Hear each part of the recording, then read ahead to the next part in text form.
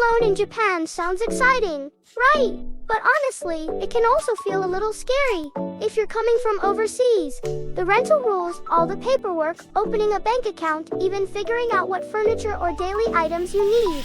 It can be really hard to imagine. So today, I'm going to walk you through everything step by step, from rental contracts and internet setup, furniture, daily essentials, and even disaster preparedness items.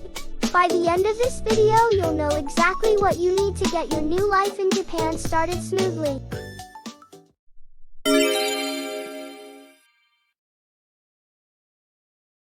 Alright, before you start apartment hunting in Japan, let's talk about the basic rules you need to know.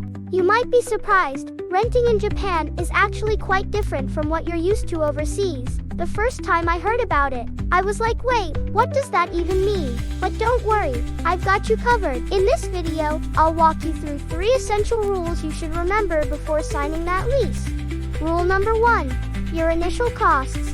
In Japan, there are a few unique fees you'll often see. Things like Shikikin, which is security deposit, Reikin, which is key money, and sometimes a guarantor is required. Now, key money might sound a bit strange if you're from overseas. It's basically a non-refundable thank you payment to the landlord, a very Japanese custom. But here's some good news. More and more places now offer no key money or even no guarantor rentals. So when you're searching for an apartment, make sure to check those details first. They can make a big difference to your budget. Rule number 2, prepare your documents. When it's time to sign your contract, you'll usually need your passport, your residence card, proof of employment or income, a phone number, bank account, and an emergency contact. And about bank account, it's super important because rent is often paid by automatic withdrawal. One easy option is Japan Post Bank.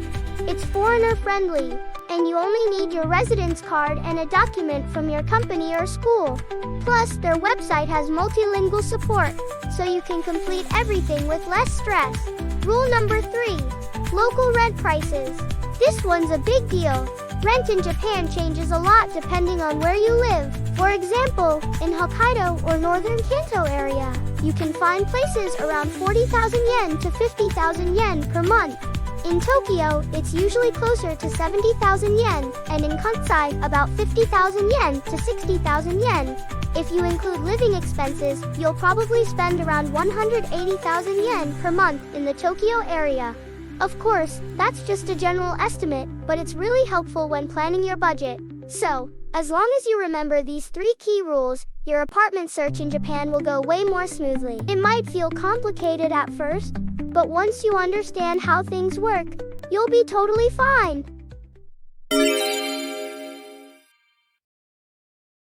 Next, let's talk about internet. You can't really live without it, right? For your phone, a SIM card is the simplest option. For example, Rakuten Mobile starts at about 1,078 yen per month, and even their unlimited data plan is just 3,278 yen. Calls through their app are free. And if you add an international call option, you can even call 65 countries for free. Super convenient. You can apply either online or in-store if you want stable high-speed internet at home. Fiber optic service is the best choice. If your building already has it installed, you can just sign up and start using it.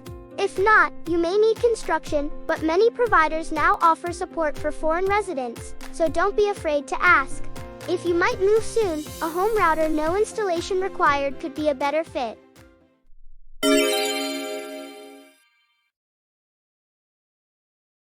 Alright, it's time to talk about something super important which you actually need to start your life in Japan. There are 5 main categories of must-have items, and at the end I'll share some smart money-saving tips. So make sure to stick around till the end.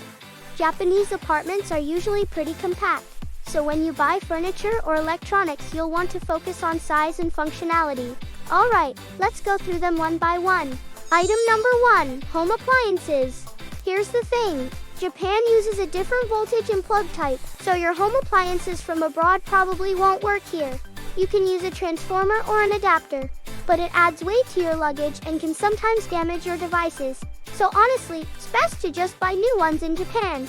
The basics you'll want are a fridge, rice cooker, washing machine, vacuum, hairdryer, lights, AC, microwave, gas stove, and electric kettle. Once you've got those, your daily life will feel a lot more comfortable. Item number 2, furniture. Since Japanese apartments tend to be small, it's smart to go for compact or multifunctional pieces. Think storage beds or foldable tables. They're super popular here. Before buying, visit your apartment first so you can see what actually fits.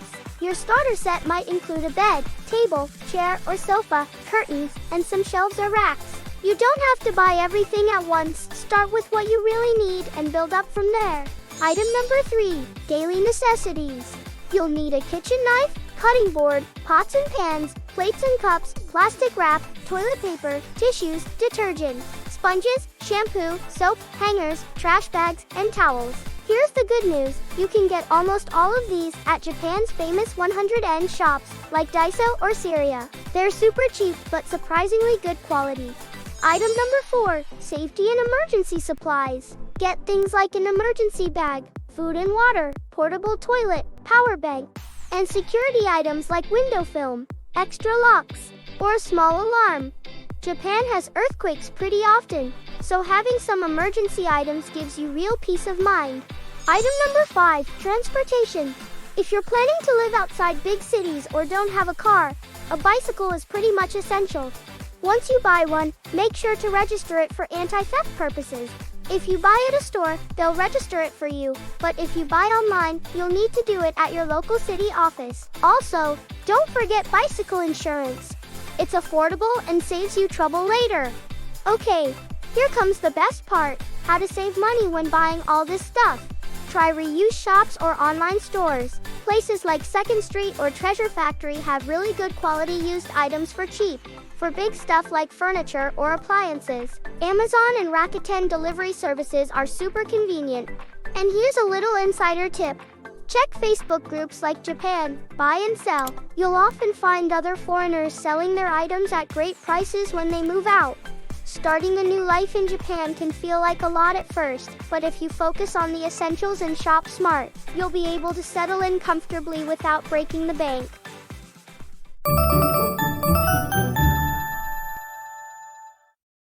So today, we covered everything you need to start living alone in Japan. Rental contracts, documents, guarantors, bank accounts, internet, furniture, daily goods, disaster prep, bicycles, and even where to shop.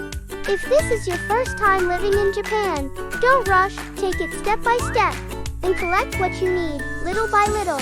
I hope this guide helps you start a comfortable and stress-free life in Japan. On Movin, you can search for apartments in Japan from anywhere in the world. We offer support in Japanese, English, Chinese, and Vietnamese. So be sure to check out our official website from the link in the description.